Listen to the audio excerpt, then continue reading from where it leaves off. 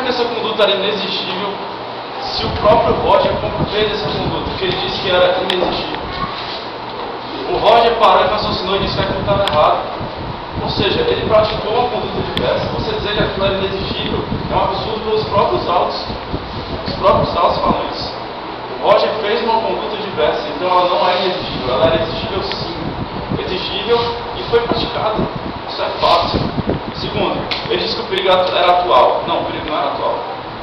Os próprios peritos médicos disseram que eles tinham um provimento naquele momento, mas que 10 dias após eles não sabiam. Eles não sabiam o que poderia acontecer. Resultado, o perigo era futuro. Um dos elementos do estado de necessidade já foi quebrado. Isso já descaracteriza o estado de necessidade. Não era razoável exigir. Gente, razoável exigir. O que quebra isso foi o que eu falei. Vamos tratar de maneira isonômica os réus. E a pessoa que foi assassinada, ela não está aqui para se defender. Por quê? Porque eles assassinaram. Eles são assassinos, ponto final. Agora, dizer que não era razoável exigir, por que foi razoável exigir do Roger e não era razoável exigir deles? Por quê? Por que a gente tem que considerar essa diferença? Isso não é lógico, isso não é direito, isso não é senso comum. Você tem que tratar as pessoas que estavam na mesma situação, mesma dificuldade psicológica, mesma dificuldade fisiológica, os mesmos provimentos, as mesmas dificuldades, tudo era igual. Por que nós temos que tratar de maneira diferente? O Roger conseguiu raciocinar, o Roger conseguiu fazer com que enxergar a maneira correta de se agir. Não se pode tratar de maneiras diferentes. Não se pode. Até essa defesa completamente está destruída só nesse ponto.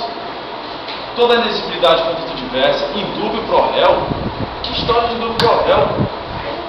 Os réus aqui são réus por quê? Porque eles assassinaram uma pessoa. Não existe dúvida em relação a isso. Não existe dúvida em relação à conduta diversa. Por quê? Porque uma pessoa que está na mesma situação praticou a conduta diversa. Não existe dúvida alguma de que o crime foi cometido. Não existe dúvida. É cristalino que eles não possuíam o estado de necessidade. E o Roger confirmou isso para a gente. Já que ele foi assassinado, pelo menos isso. Ele pelo menos ajudou a gente em relação a isso. Já que o pobre coitado não está nem aqui para se defender. Não está nem aqui para continuar sobrevivendo. Ele falou em questão de igualdade de vidas humanas. Eu vou só dar aqui uma coisa bem rápida.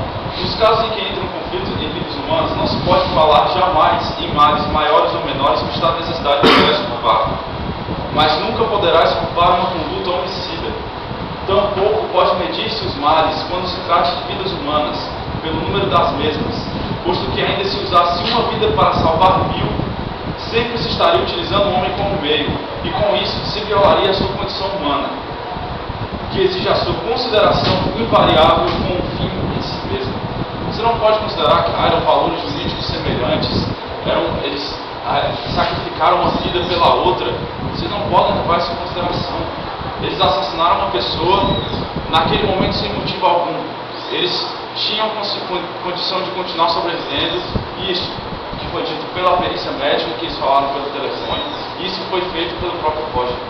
Isso encerra qualquer dúvida em relação ao estado de necessidade. Não existe dúvida alguma. A conduta diversa poderia, a conduta não é exigível uma conduta diversa, completamente exigível, tanto é que foi praticada. Isso é bem simples de ser entendido. E o fato é, ele foi assassinado. Eu fico imaginando os meios que ele utilizaram para assassinar uma pessoa. Dentro de uma caverna, não possuía uma arma, deve ter sido um assassinato.